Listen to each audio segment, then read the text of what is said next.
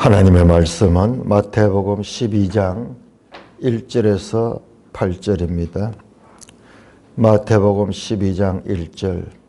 그때에 예수께서 안식일에 밀밭 사이로 가실새 제자들이 시장하여 이삭을 잘라 먹으니 바리새인들이 보고 예수께 말하되 보시오 당신의 제자들이 안식일에 하지 못할 일을 하나이다.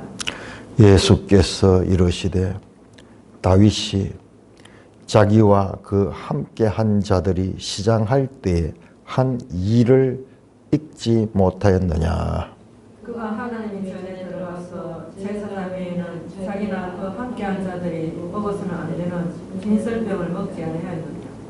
또 안식일에 제사장들이 성전 안에서 안식을 범하여도 죄가 없음을 너희가 율법에서 읽지 못하였느냐.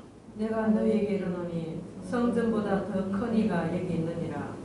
나는 자비를 원하고 제사를 원하지 아니하노라 하신 뜻을 너희가 알았더라면 무죄한 자를 정죄하지 아니하였으리라.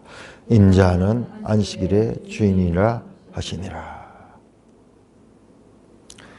오 하나님 아버지, 은혜를 감사합니다. 두렵고 떨리는 하나님의 말씀 알아갈 수 있도록 은혜를 베풀어 주시니 감사를 드립니다. 예수님 이름으로 기도드리옵나이다. 아멘. 우리가 마태복음을 지금 연속적으로 공부하고 있습니다. 그런데 이 말씀을 준비하는 목사의 입장에서는요, 이 말씀을 자세히 살피거든요. 제가 이 평균적으로 이 말씀 한 장을 준비하려고 하면은 한 4시간에서 5시간 준비를 해야 됩니다. 이게 매일 이렇게 하는 거예요. 그러니까 진도를 빨리 나갈 수 없어요. 근데 빨리빨리 나가려고 하면 충분히 나갈 수 있어요. 그런데 그렇게 하면은 무엇을 놓치느냐 그러면은 지금 우리가 보고 있는 이 내용들이 정교한 연속성을 가진다는 것. 그래서 이 마태복음이 참으로 놀라운 하나님의 말씀이라는 것을 깊이 깨닫게 되는 것입니다. 자, 보세요. 우리 앞에서 11장과 12장이 어떻게 연결되는가? 11장 28절에서 30절까지 아주 유명한 말씀이죠. 수고하고 무거운 짐진 자들아 다 내게로 오라. 내가 너희를 쉬게 하리라. 나는 마음이 온유하고 겸손 나의 멍에를 메고 내게 배우라. 그리하면 너희 마음이 쉼을 얻으니 내 멍에는 쉽고 내 짐은 가벼우니라. 이 쉼에 관한 말씀, 이 말씀과 그리고 오늘 이어지는 이 본문 안식일 사건, 안식일에 일어난 사건과 그 사건을 해석하시는 예수님 어떻습니까? 막연하게 너희가 서기관과 바리새인보다 너희 의가 더 낫지 아니하면 천국에 들어갈 수 없다 하신 말이 아주 막연한 말씀 같았잖아요. 과연 그러면 무엇이 더 나은 의인가? 아직 제대로 나오지 않았어요.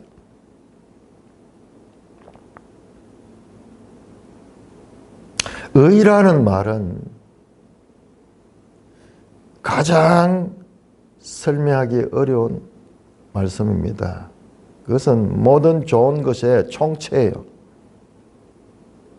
의라는 말은. 그래서 세상 사람들도 의를 추구하며 이 하버드 대학 교수가 정의란 무엇인가 그 책을 쓰고 그 강의를 하니까는 우리 대한민국에 이 붐이 일어나가지고 책이 그래요. 200만 부나 팔렸다 그래. 200만 부. 그만큼 의에 대해서 사람들은 목말라 하고 있다는데, 그러나 그 바른 의를 제공하지 못하는 거예요.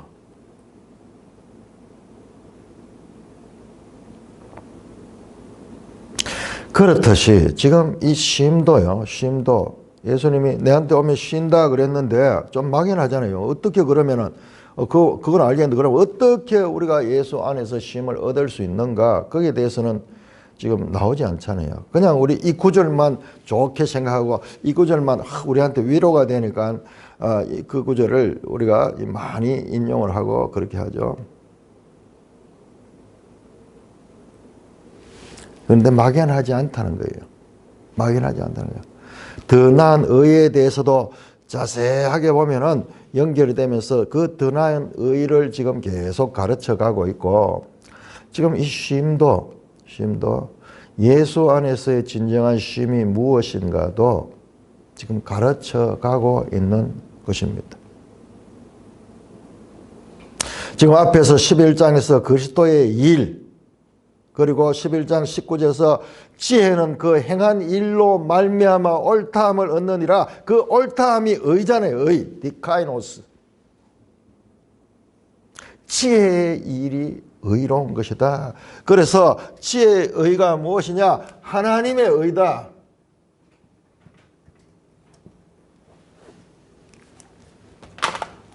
자, 좋은 것이고 좋은 것 7장 11절에 좋은 것이 바로 누가복음 해석을 하니까 이게 성령이었고, 성령.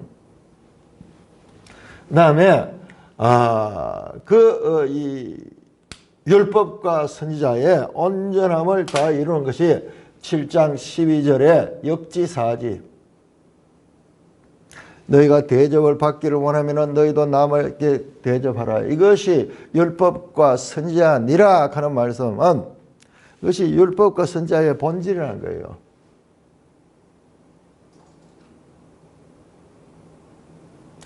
바로 지혜의 의, 하나님의 의와 동일합니다. 옳음, 옳다함을 얻느니라. 이 옳다가 디카이오스, 이게 의라. 의. 번역이 이렇게 보니까 연속이 되지 않는 거지만 지금 계속 그 이야기가 이어지고 있고,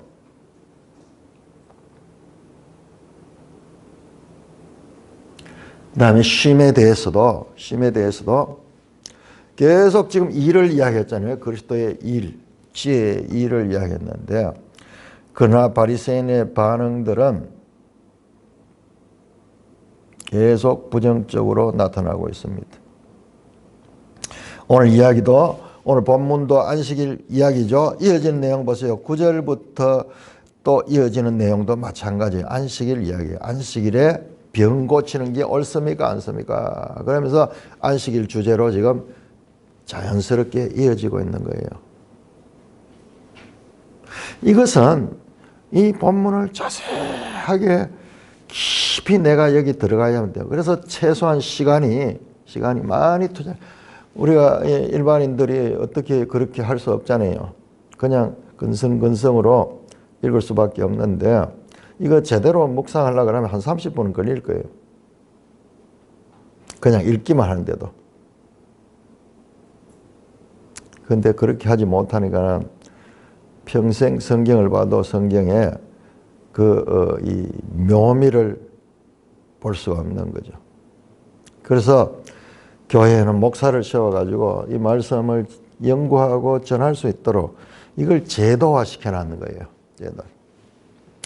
어제 우리가 아침에 통독하는 그 시간에 김윤희 박사가 이야기를 했죠.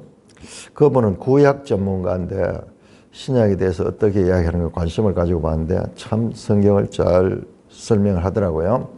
그분이 그 김준곤 목사님의 딸이에요.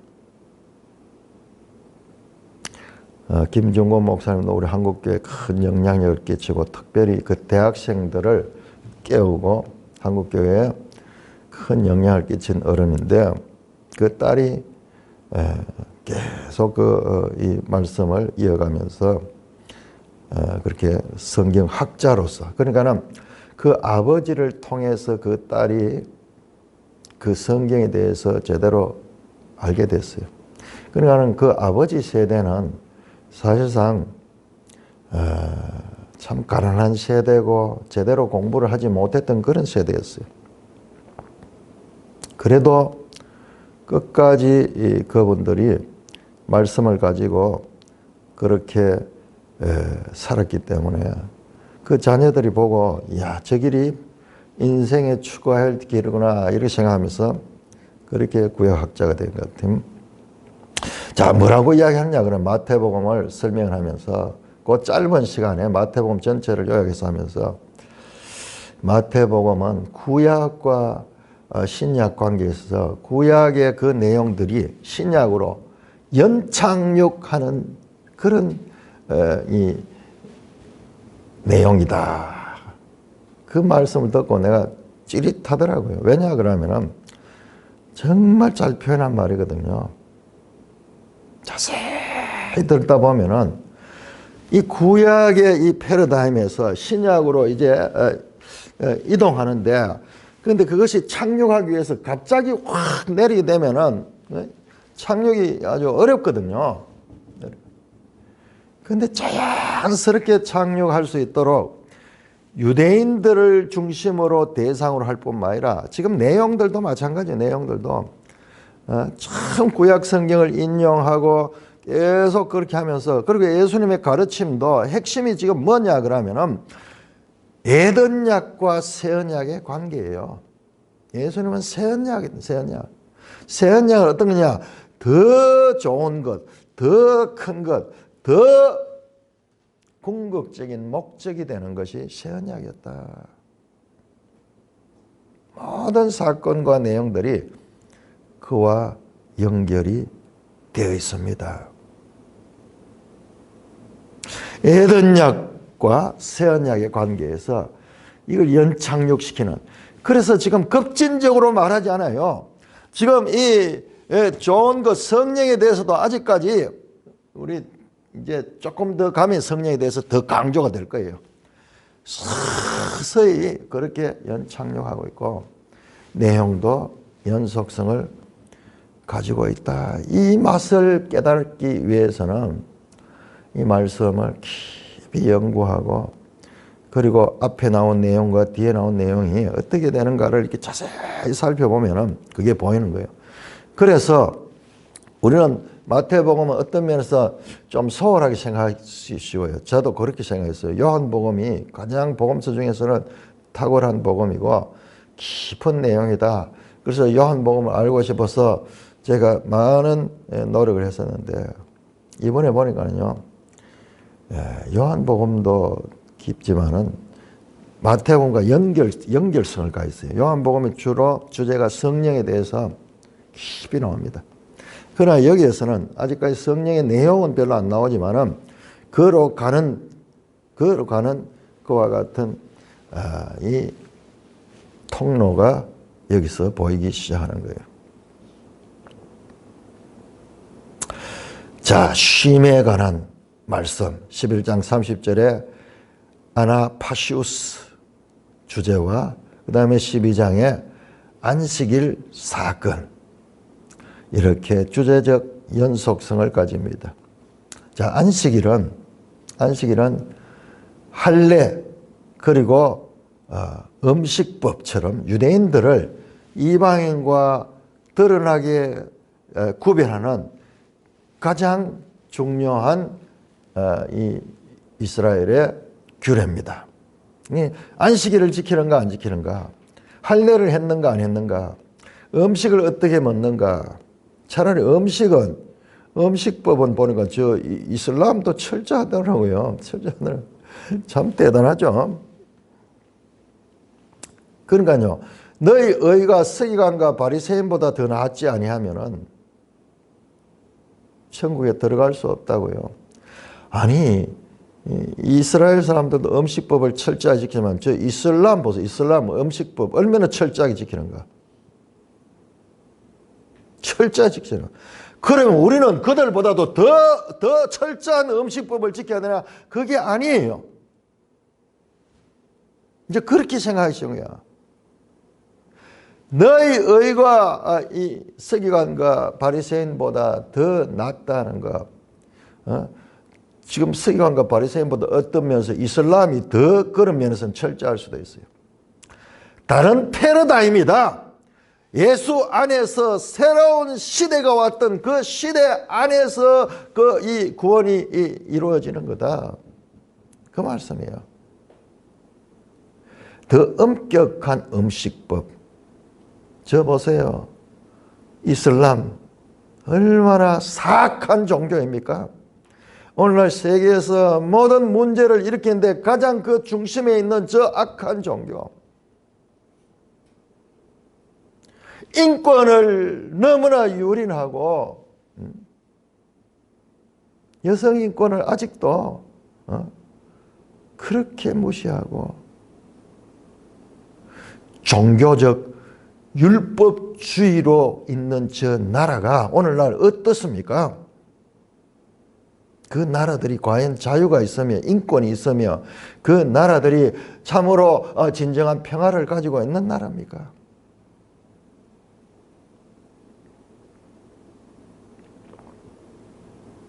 그거 아니에요. 할례나 음식법 그리고 이 안식일법 이러한 것들은 유대인들을 이방인과 구별하는 철저한 규례입니다. 이와 같은 좀 금욕적이고 율법적인 이와 같은 것이 분명하다고 해서 그것이 신앙적인 깊은 차원이라고 볼 수 있어요. 이건 초등학교 차원이에요. 그러나 이것도 하지 못하는 경우가 있으니까는 자간 이 안식일법은 이방인들과 구별하는 유대인들의 규례입니다.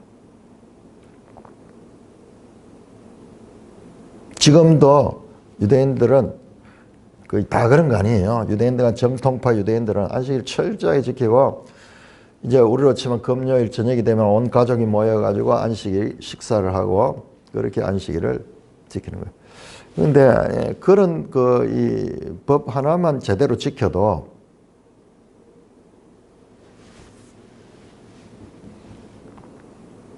참 복된 거예요.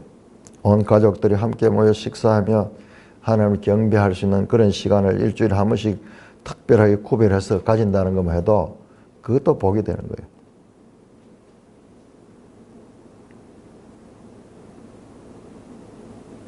자, 이 안식일 규례는 십계명에 나오듯이 하나님과 사람과 사람 사이의 올바른 관계를 유지하는 표시입니다. 그 십계명에 딱 중간에 있죠. 중간이죠. 1에서 3계명 이 하나님에 관한 경배에 관한 것이고 그 다음에 이어지는 5계명부터 나머지 10계명까지 대인관계 그 중간에 이 안식일법이 있는데 하나님과 사람 사이를 올바른 관계를 표시하는 것입니다. 우리가 주일을 지금 매주 정해진 시간에 이렇게 예배를 드리고 이렇게 모이고 이렇게 하는 것은 가장 기본적인 하나님과의 관계의 표시입니다. 그때에 자 11장 사건과 연속하는 의도가 있습니다. 그때에 예수께서 어떤 면에서는 앞에서 수고하고 무거운 짐진 자들아 다 내게로 내가 너희를 쉬게 하리라 이 말씀이 안식일 때 했을 수도 있어요. 그러니까 이게 그때에 나오잖아요. 안식일에 그 진정한 안식에 관한 쉼에 관한 말씀을 전할 수 있어요. 예수께서 안식일에 밀밭 사이로 가실새 제자들이 시장하여 이삭을 잘라 먹으니. 자, 우리가 이 본문을 제대로 알라 그러면은 구약성경 율법을 알아야 돼요. 그러니까는 이 본문을 제대로 연구하려고 하면 시간이 얼마나 걸리는지 몰라요. 자, 우리 신명기 23장 한번 볼까요? 신명기 23장 25절.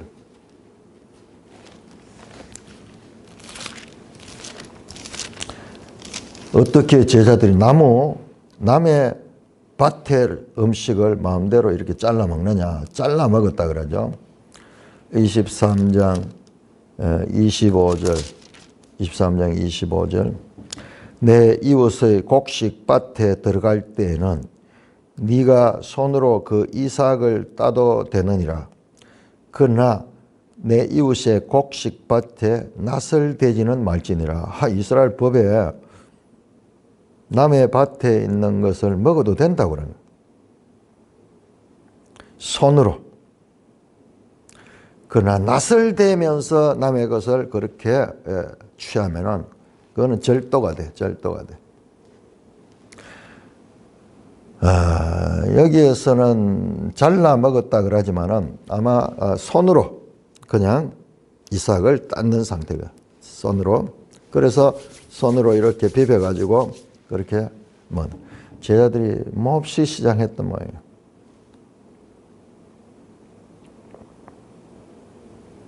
자, 레위기 23장 볼까요? 레위기 23장.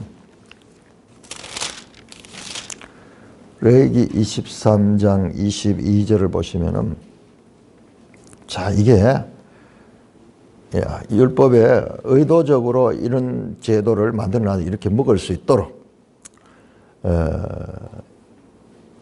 레위기 23장 22절.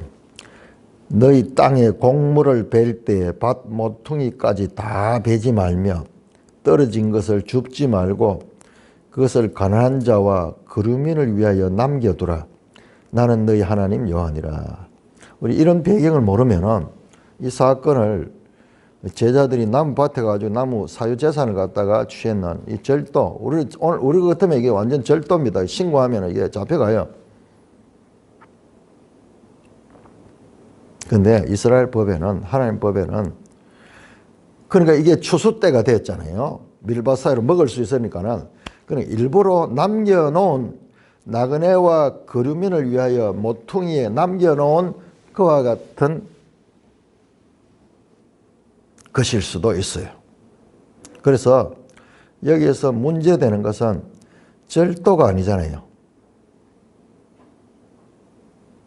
바리새인들이 보고 왜 당신의 제자들이 나무 물건을 취합니까? 하지 않고 안식일에 하지 못할 일을 하나이까? 그렇게 말씀합니다. 참 하나님의 법이 대단하죠. 시장한 사람들, 현실적으로 너무너무 배가 고픈 사람은 그런 남의 밭의 것도 먹을 수 있는 그런 여유를 가지고 있는 유도리가 있는 법이었다.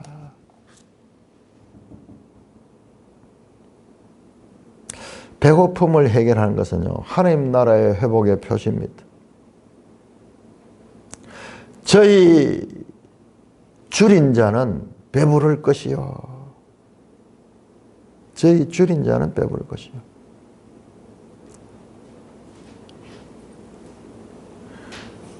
줄여서 배고픈 것보다도 더 현실적이고 안타까운 일은 없습니다. 율법이 뭐냐 하면 율법의 원뜻이요. 원뜻이 사랑이에요. 사랑. 헤세드입니다. 헤세드.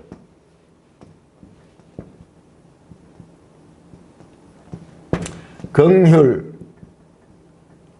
사랑, 자비. 율법의 핵심 뜻이에요. 그러니까 이 법 속에도 그런 여유가 있잖아요. 나그네와 거류민. 자, 그렇게 제자들이 시장해서 그것을 잘라 먹었습니다. 바리새인들이 보고 예수께 말하되 보시오, 당신의 제자들이 안식일에 하지 못할 일을 하나이다. 안식일에 하지 못할 일, 우리 성경에는 자세히 나와 있지 않아요. 크게 나와 있습니다. 크게 무슨 장사를 한다거나 그렇게 하지 말고 종들도 쉬라 나오는데, 그런데 이스라엘 미슈나 법, 율법을 더 세부적으로 정교하게 만드는 하나의 그 전통 법을 갖다가 미슈나라고 하는 미슈나, 그 미슈나의 추수 규정에는 이렇게 되어 있습니다. 그들이 하지 못할 일, 추수하는 일은 할 수 없다. 이것도 일종의 추수로 보고 율법을 어겼다. 그렇게 이제 판단하는 거예요. 하면 여기에서도 바리새인들이 율법을 잘 아니까는, 그리고 이 율법뿐만 아니라 여기에 미슈나 법, 아주 세부법, 그걸 만들어 가지고 그렇게 그 전문가들이에요. 예법의 전문가들이요. 그러니까 당신 제자들이 안식일에 하지 못할 일을 했다. 예수께서 이르시되, 자, 그와 같은 바리새인들의 지적. 자, 보세요. 계속 바리새인이 나오고 서기관이 나오고 또는 서기관과 바리새인이 같이 나오고 지금 계속 그런 것을 우리가 볼 수 있습니다. 그러니까 지금 그 자체도 서기관과 바리새인은 율법을 대표하는 자리, 율법과 선지자를 대표, 구약을 대표하는 자리고, 그리고 예수님과 그 제자들은 새 언약을 대표하는 자리. 이 구도도 보면은 지금 그와 같은 거예요. 연착륙하기 위한 것. 구약과 새 신약의 이 관계가 어떻게 이 발전적으로 이어지는가, 어떻게 차별이 되며 어떤 면에서는 연속성이 있는가, 연착륙시키기 위하여 지금 이 모든 이 구조가 그렇게 되어 있는 거예요. 아주 연극적인 요소가 많아요. 이게 어떤 면에서 연극적이자 가능하면은 무슨 뭐 거짓된 그런 뜻이 아니고, 이 모든 사건과 이 말씀이나 이 상황들조차도 지금 하나님의 뜻을 드러내고 있는 거예요. 우리 앞에서 봤잖아요. 보라! 갑자기 보라 하면서 갑자기 막 소경이 튀어나와 가지고 막 이런 장면들, 이게 딱 예수님의 이 권위를 나타내는 장치와 같은 거예요. 지금 이 사건도 마찬가지예요. 이 안식일, 이것도 예수님이 누군가를 드러내기 위한 그와 같은 배경 역할을 하고 있는 거예요. 자, 예수께서 이르시되 다윗이 자기와 그 함께한 자들이 시장할 때 한 일을 읽지 못하느냐. 자, 우리가 이것을 또 보기 위해서 사무엘상 21장 우리 한번 봅시다. 사무엘상 21장. 자, 우리가 이런 걸 뭐 건성건성 넘어가면은 제대로 안 돼요. 자, 구약 성경의 사무엘상 21장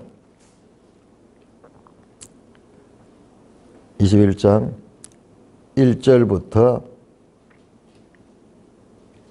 6절까지 보겠습니다. 1절부터 6절.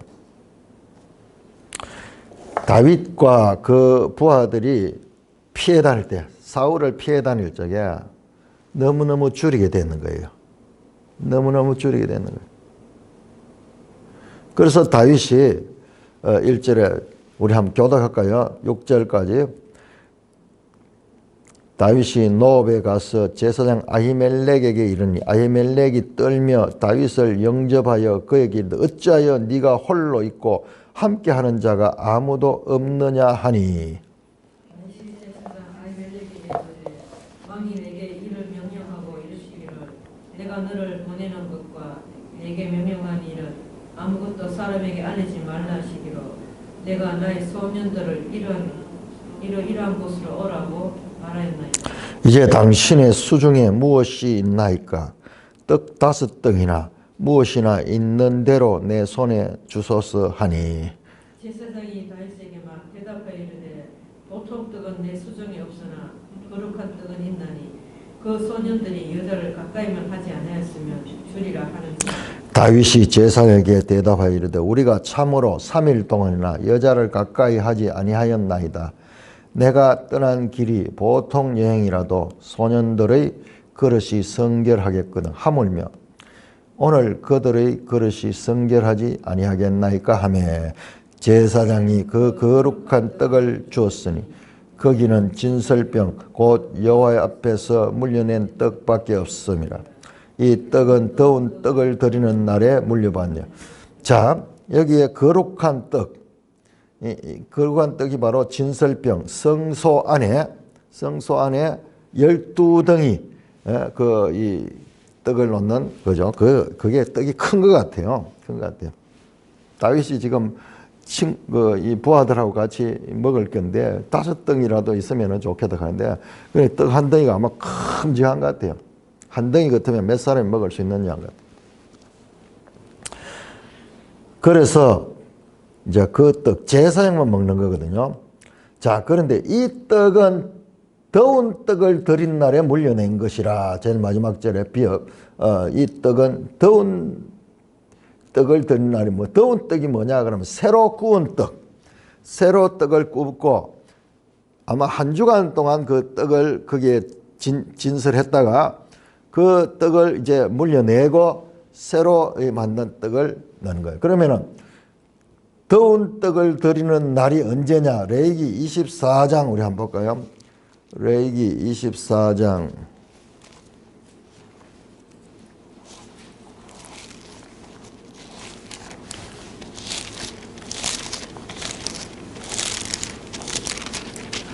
레위기 24장 8절 9절 안식일마다 이 떡을 여호와 앞에 항상 진성할지니 이는 이스라엘 자손을 위한 것이요 영원한 언약이라. 이 떡은 아론과 그 자손에게 돌리고 그들은 그것을 거룩한 곳에서 먹을지니 이는 여호와의 하재 그에게 돌리는 것을 지극히 거룩하노라. 이는 영원한 규례라.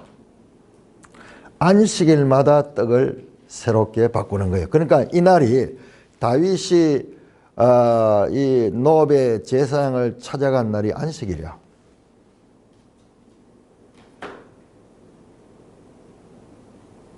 그리고 이 떡은 제사장만이 먹을 수 있는 그와 같은 떡인 것입니다. 그 예수님은 이걸 지금 다 알고 있잖아요.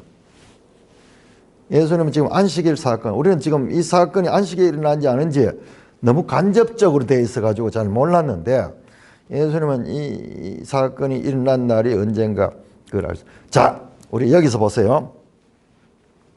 예수님은 이 사무엘서의 다윗 사건을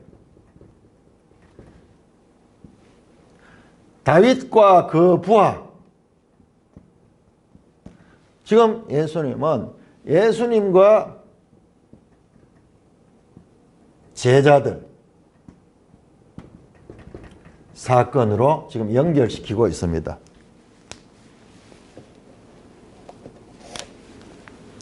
성경이 어떤 책이냐 그러면은,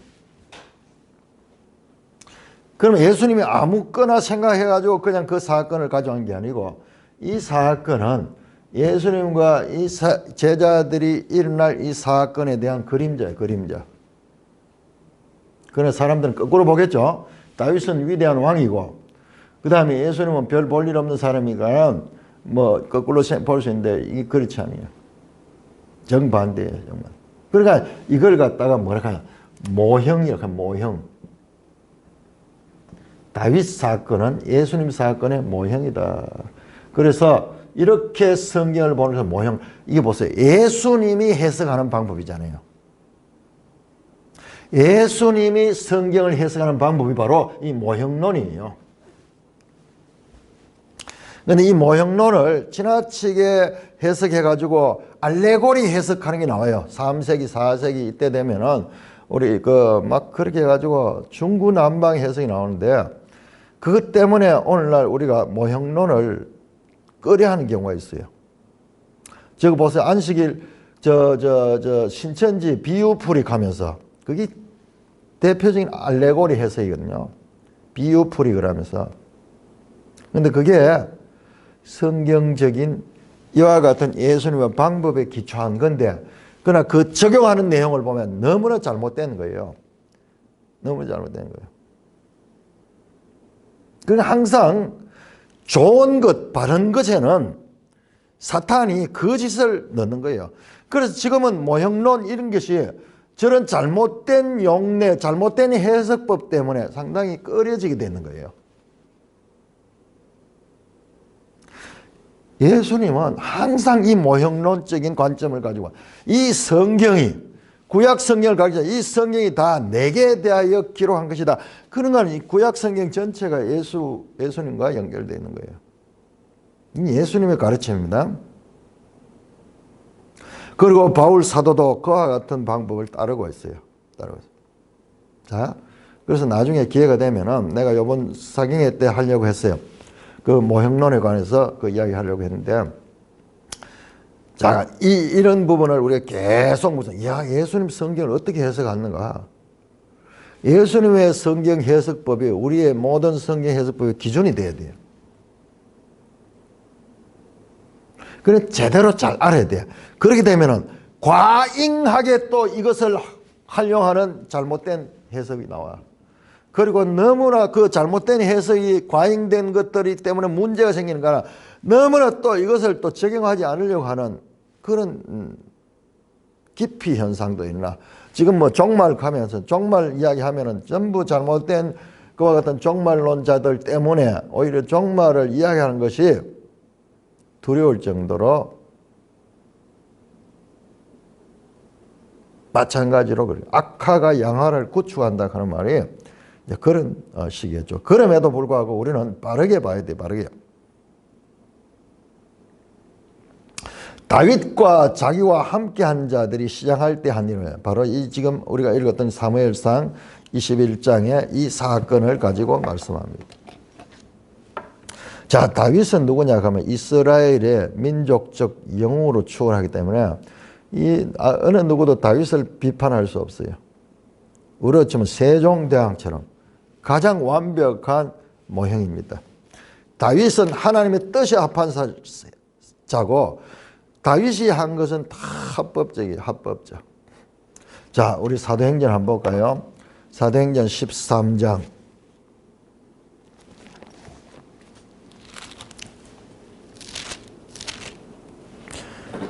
사도행전 13장 22절입니다.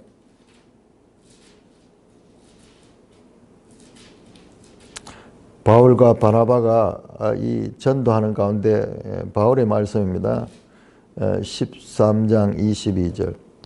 다윗을 폐하시고 다윗을 왕으로 세우시고 정하였을 때 내가 이세 아들 다윗을 만나니 내 마음에 맞는 사람이라 내 뜻을 다 이루리라 하시더니,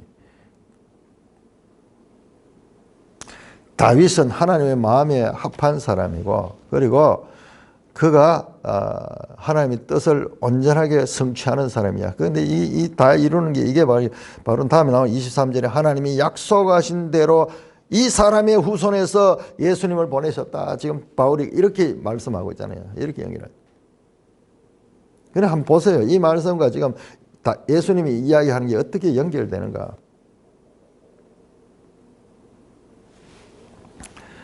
자유주의 신학자들은 이 성경을 연구하면은 아주 비판적으로 연구를 해가지고 나중에 그들이 말한 것이 20세기 돌아가지고요. 기독교는 바울 종교다 그런 이야기. 그건 예수 종교가 아니고 바울 종교다. 왜냐? 바울이 모든 교리를 만들어내고 바울의 이 터전 위에 교회가 세워졌다. 결론적으로. 아주 연구를 많이 했어요. 바울이 그만큼 중요한 인물이에요. 그렇지만은 여러분 이 내용을 자세히 보세요. 바울은 철저하게 예수님에게 복종하고 있어요. 사람으로 말미암은 것도 아니요 사람으로 인한 것도 아니요 오직 예수 그리스도로 말미암아 사도된 나 바울은, 처음부터 끝까지 바울은 전부 그리스도예요. 그리스도, 예수 그리스도. 그리스도 안에서 그리스도. 그 자유주의 신학자들은 그 바울이 그렇게 말하는 그 자체를 빈말처럼 생각하는 거예요.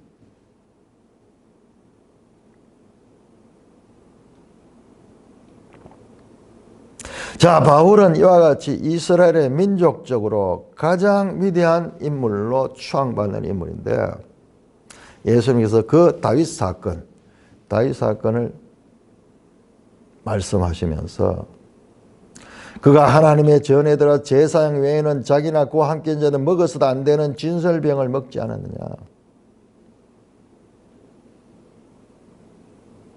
그러면 다윗도 율법을 어겼네. 안식일을 하지 못한 일을 했네. 그러면 다윗이 잘못됐네. 자, 이 바리새인들의 지적에 대해서 예수님이 반문하시는 거예요. 반문. 다시 한번. 다윗이 틀렸네. 너가 다윗보다도 더 바르나? 아마 이런 건 생각도 해보지 않았을 거예요.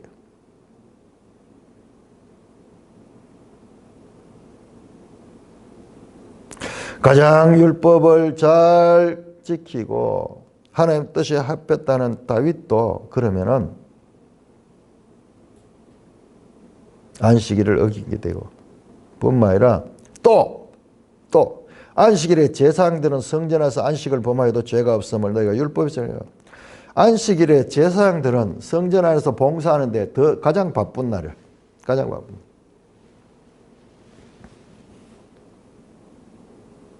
그러면은 제사장들도 안식을 범하였겠네.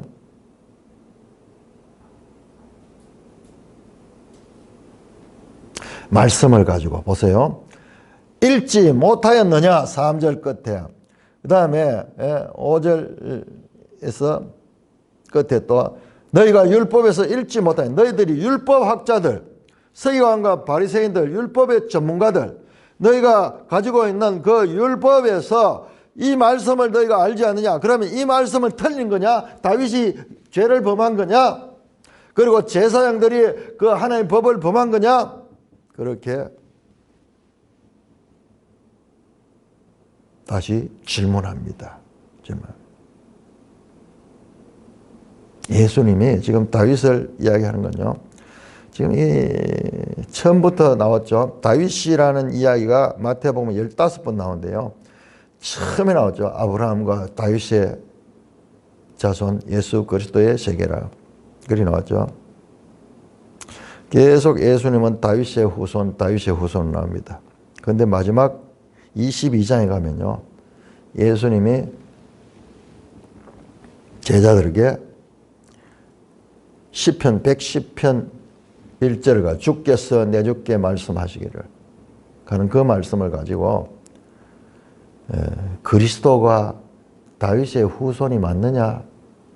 그러면 어찌하여 그리스도에 대해서 다윗이 주님이라고 그러느냐? 시편 110편 주께서 내주께 이르죠. 주가 두 분이 계셔. 주님들끼리 지금 대화를 해요. 그러면은 다윗의 후손이면 어떻게 다윗이 주라고 말하겠느냐? 그런 질문하면서 예수님은 다윗의 후손으로 왔지만은 다윗의 주인이다. 다윗의 주다는 말씀이 나옵니다. 그래서 지금 이런 모든 기사들은 우리가 앞에서 봤듯이 새 다윗, 새 언약, 새 다윗이다. 새 모세고 예수님은 새 모세일 뿐만 아니라 새 다윗이다. 그걸 지금 나타내는 거예요.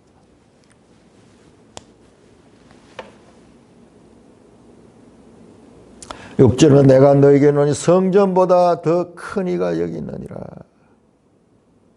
성전보다 더 크니.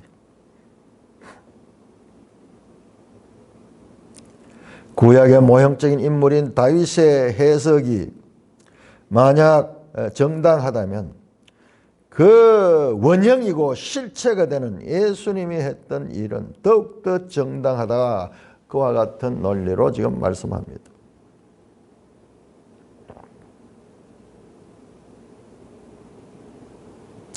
성전보다 더 크니. 자, 여기 또 나오죠. 비교급 나오죠. 더 크니. 성전보다 더 크니.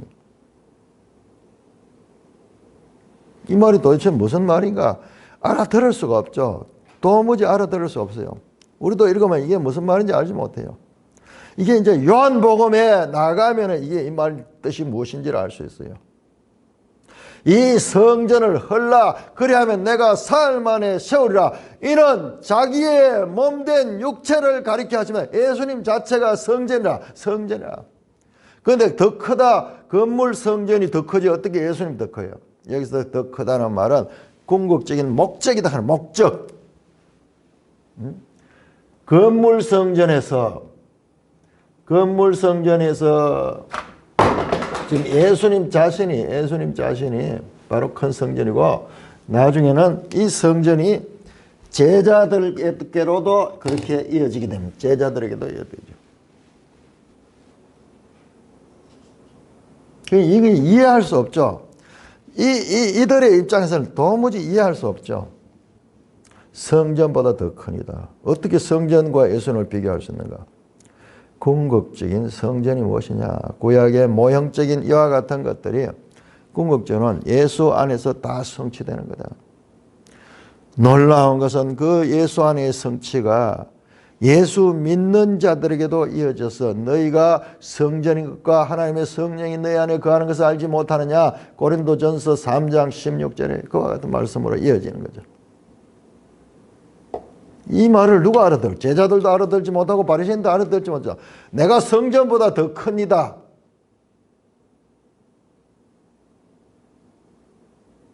그러면서 나는 자비를 원하고 제사를 원하지 아니하노 하신 뜻을 너희가 알았다면 무지한 자를 정죄하지 않았다. 우리 앞에서 나왔던 9장 13절에도 한 번 더 인용됐던 호세아 6장 6절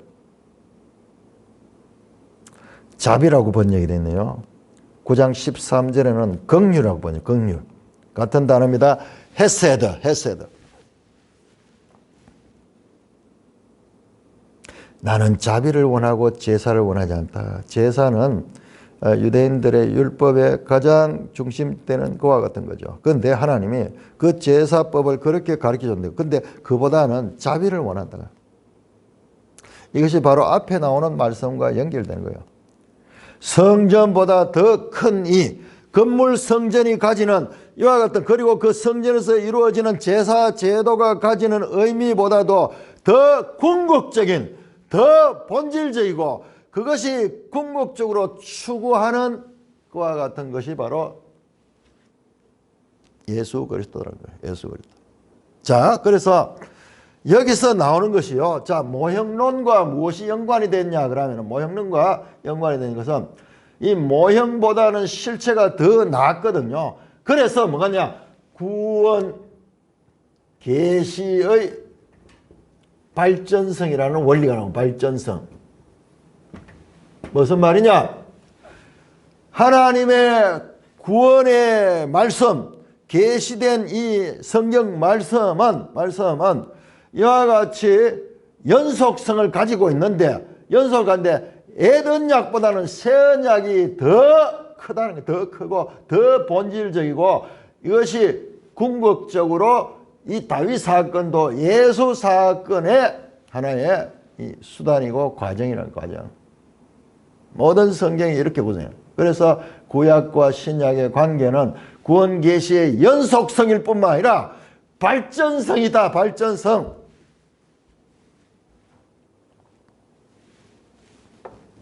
이 큰 원리를 알지 못하고 성경을 보면은 아무리 읽어도 예수님의 말씀하신 뜻을 제대로 알 수 없는 거예요. 어마어마한 내용이에요.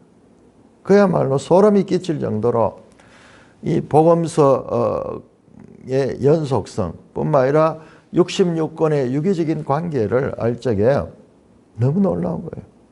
그래서 계속 더, 내 같은 경우에는 요즘 더더욱 이 마태복음 하면서 하나님의 말씀이다. 이것은 하나님의 말씀이 하려고는 인간으로서 할 수 없는 하나님의 지혜가 담긴 책이 바로 성경이다.